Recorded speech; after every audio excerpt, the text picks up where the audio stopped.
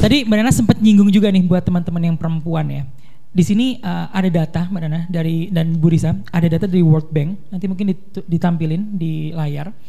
Di tahun 2019, itu pemilu kita yang terakhir, itu ternyata kita Indonesia itu menduduki peringkat ke-7 se-Asia Tenggara.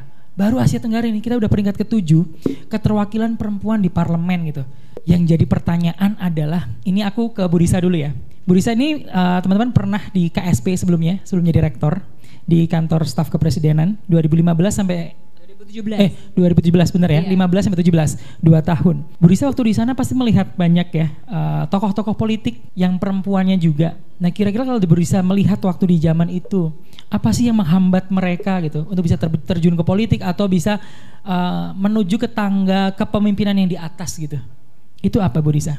Waktu saya di KSP sebenarnya saya mungkin cukup privilege ya, karena waktu saya masuk sana, saya itu masuk sebagai ASN non PNS. Jadi saya adalah aparatur sipil negara, tapi yang non PNS. Jadi di treat as a professional gitu.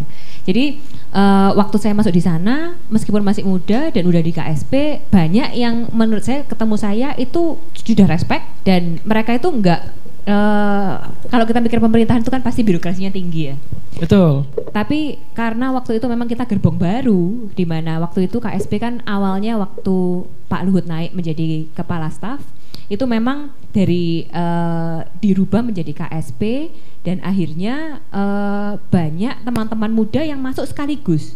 Jadi sebenarnya saya merasa saya adalah salah satu orang yang sangat privilege, di mana di sana itu banyak anak muda yang join di KSP pada masa saya, di mana birokrasi itu jadi nggak sekaku itu. Tapi balik lagi mungkin teman-teman yang familiar dengan KSP, biasanya kita banyak bekerja sama dengan kementerian-kementerian. Jadi ya itu evolve terus lah, bagaimana kantornya ini akhirnya berubah, tentunya evolve dengan adanya reshuffle dan kegiatan-kegiatan lain ya tentunya.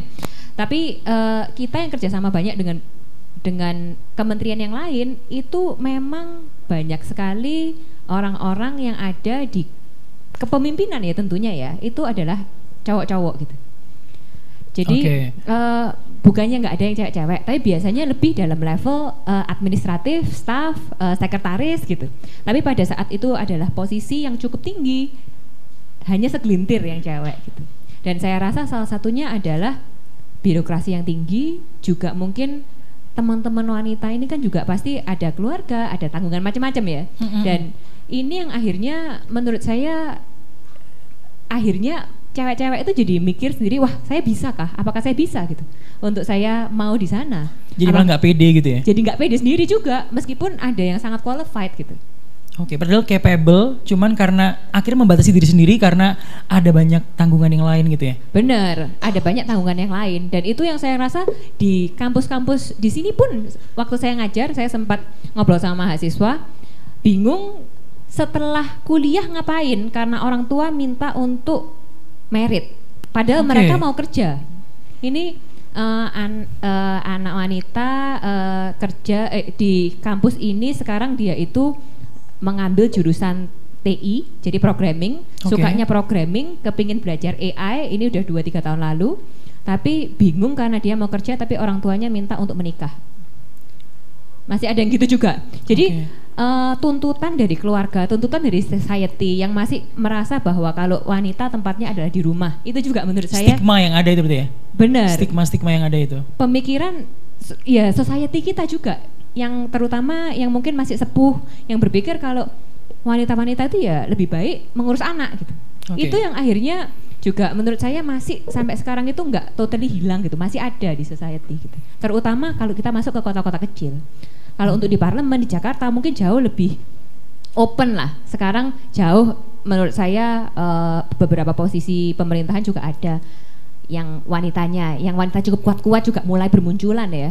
Di Surabaya pun kita sebelumnya juga wali kota kita wanita, gubernur Jawa Timur sekarang wanita. Tapi ini menurut saya masih pelan gitu. Terutama di daerah-daerah. Tentunya kita harus lebih empower cewek-cewek, wanita-wanita yang nanti akhirnya bisa jadi pemimpin. Tepuk tangan dong. Ya kalau ngomongin daerah ya, nggak cuma di suburban yang pinggir kota ya, tapi kalau misalkan lebih ke dalam lagi gitu kan, itu kadang kan ya ada kayak semacam ngomongin wah kodratnya gitu kan. Nah, kalau dari Bu Risa sendiri kan di sini menunjukkan bahwa kalau nggak salah kan rektor pertama perempuan lagi di Institut Asia ini. Kalau dari secara program atau kebijakannya Bu Risa untuk Institut Asia Malang sendiri gimana? Untuk mendorong supaya pemberdayaan itu bisa dilakukan di Asia, apa yang mungkin yang sudah dilakukan secara kebijakan dari Bu Risa? Kalau saya sebenarnya senang loh bekerja sama dengan wanita-wanita. Dekan saya dua-dua wanita, ini ada Ibu Dekan. Halo Bu. Halo Bu Dekan. Masih muda juga ya? Masih muda juga. Muda ya Bu ya masih?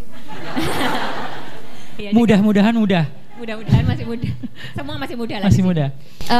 Tapi saya rasa saat kita memberi kesempatan untuk wanita yang mungkin mempunyai keluarga, yang mungkin mempunyai tanggung jawab dengan keluarganya, suaminya, anaknya, kita memberikan kesempatan untuk menjadi lebih fleksibel sedikit aja.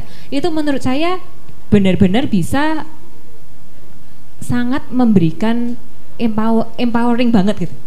Dan saya rasa banyak star dosen. Jadi dosen-dosen saya menurut saya kinerjanya sangat tinggi, banyak yang cewek-cewek juga gitu.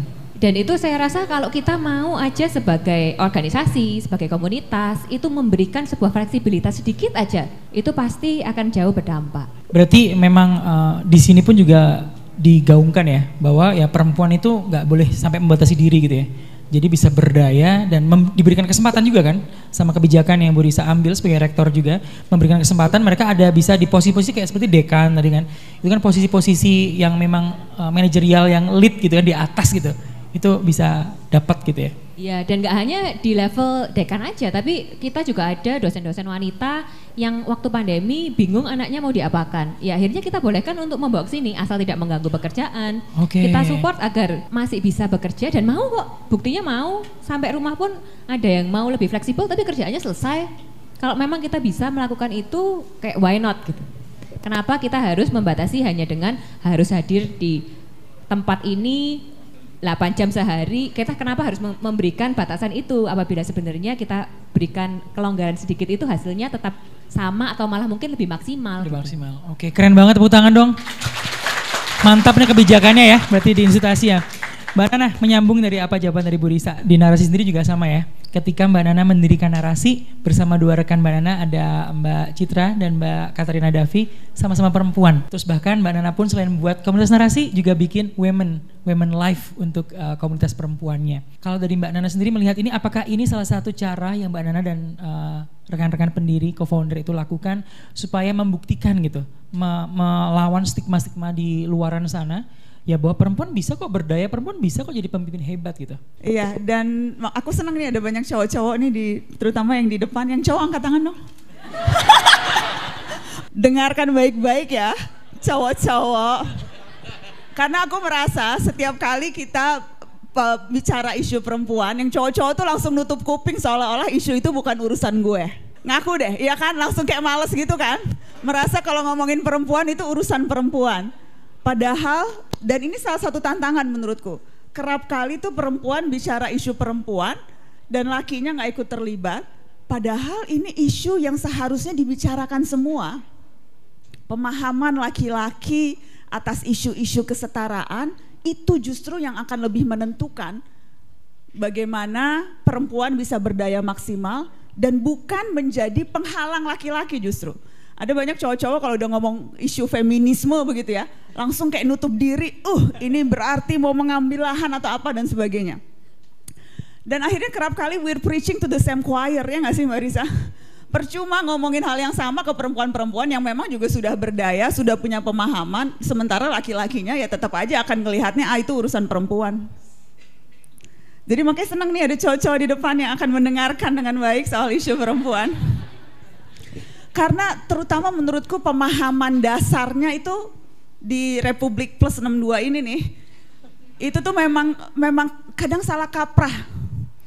Dianggapnya ketika kita bicara kesetaraan itu mau menyamakan laki-laki dengan perempuan. Padahal kalau lu cek di KBBI, kata setara itu artinya sepadan, seimbang. Bukan sama lah, sama tuh tidak berlainan persis. Jadi kalau kita bicara kesetaraan bukan berarti menuntut sama laki dan perempuan karena memang gak sama. Tapi kita menuntut agar bisa seimbang dalam perang. Beda dong. Cek di KBBI beda tuh, setara bukan berarti sama. Itu yang pertama. Terus yang kedua menurutku ada salah paham soal kodrat. Padahal kodrat itu apa sih? Kodrat itu yang berhubungan dengan fungsi biologis perempuan. Perempuan punya rahim, karenanya dia bisa menstruasi, bisa hamil, bisa melahirkan, bisa menyusui. Itu kodrat. Berhubungan dengan apa yang memang sudah dari sananya, fungsi biologis. Kalau masak, nyuci-nyuci, bersihin kamar mandi, ngepel, itu bukan kodrat, itu bisa dilakukan laki-laki dan perempuan, iya kan?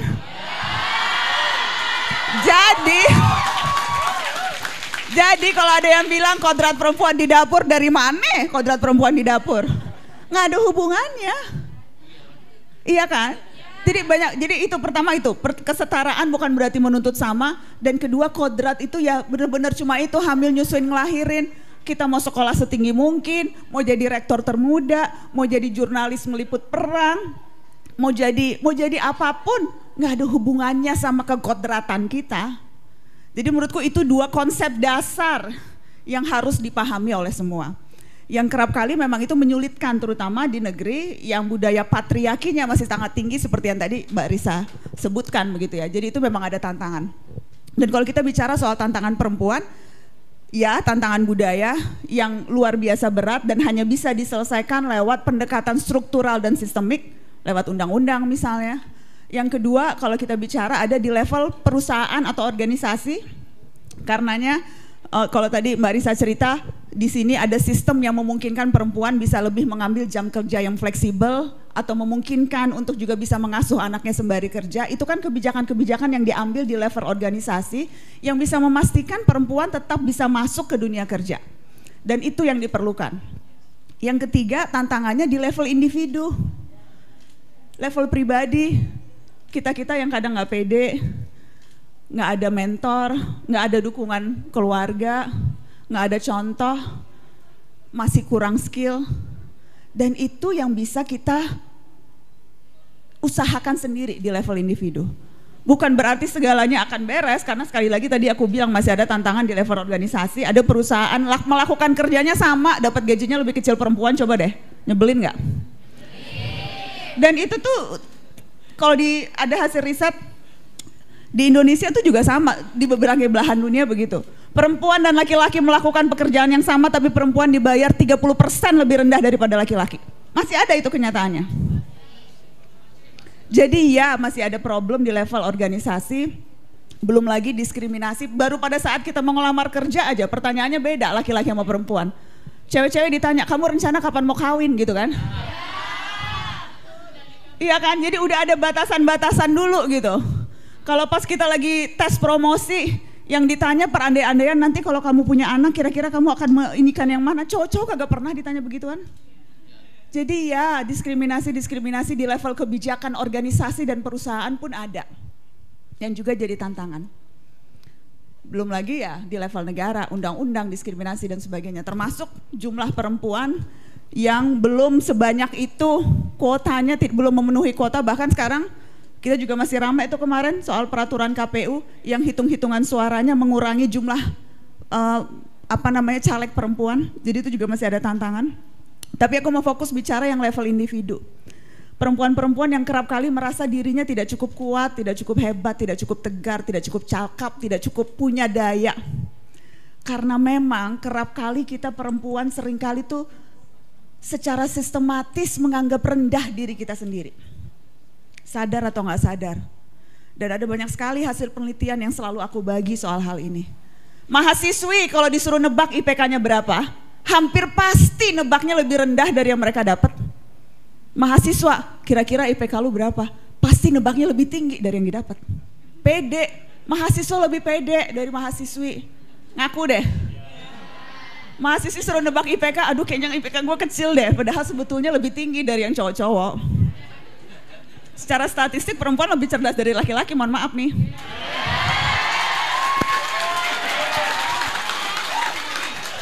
Itu hasil riset pertama. Cowok-cowok tetap ya jangan ada yang keluar ya. Yang penting nih, gue takut nanti mereka mau apa lagi. Tio, aman ya Tio? Aman. Soalnya gue masih panjang nih gue omongan gue. Ada satu penelitian lagi, fresh graduate laki-laki 57% berani nego gaji pertama. fresh graduate perempuan, hanya 7% yang berani nego gaji. Begitu diterima kerja, alhamdulillah gue dapet kerjaan, terserah berapa gajinya. Iya kan? Pasrah ya. Kita tuh gak pedean, ya Allah, perempuan tuh suka gak pedean kita. Cowok-cowok ya, kalau ya siapa tuh yang kayaknya ya. Kalau ngelihat daftar kerja, kalau ngelihat lamaran kerja di media, cewek-cewek tuh kalau ngelihat skill yang dibutuhkan, kompetensi, kalau 100% memenuhi baru berani apply. Cowok-cowok 60% aja, gue apply paling juga gue keterima. Kelakuan emang nih. Karena mereka percaya diri. Dan perempuan kerap kali merasa dirinya gak cukup hebat, gak cukup kuat. Insecure. Paham amat deh. Tapi iya, dan memang bisa dipahami kenapa kerap kali kita perempuan ragu menunjukkan kita sukses. Karena kesuksesan berkorelasi positif terhadap laki-laki, tapi berkorelasi negatif terhadap perempuan. Perempuan sukses gak disukain.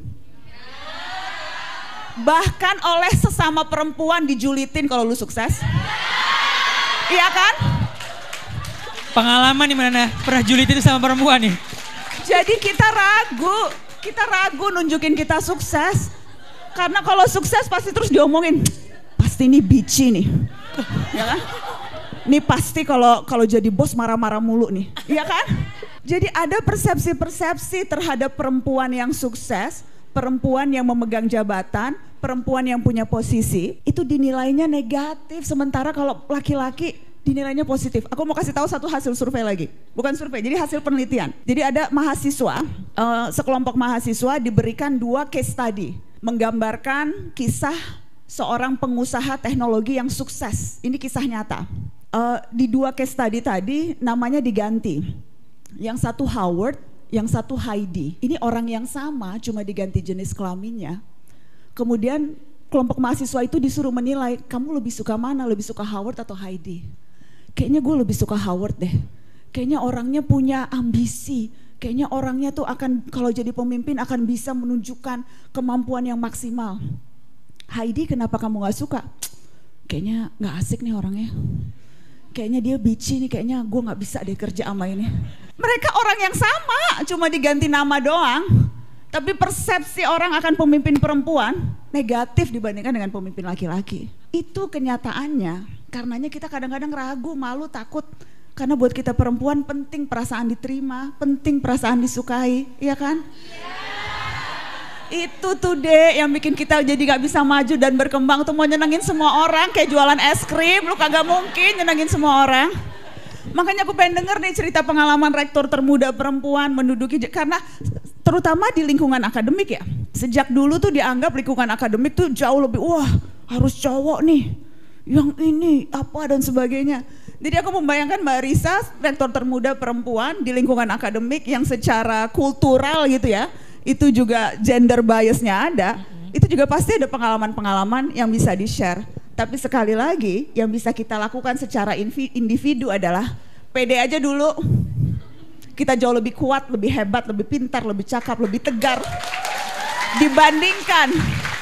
dibandingkan dengan apa yang kita pikirkan. Dan itu yang bisa kita lakukan. Mantap, tepuk tangan dong.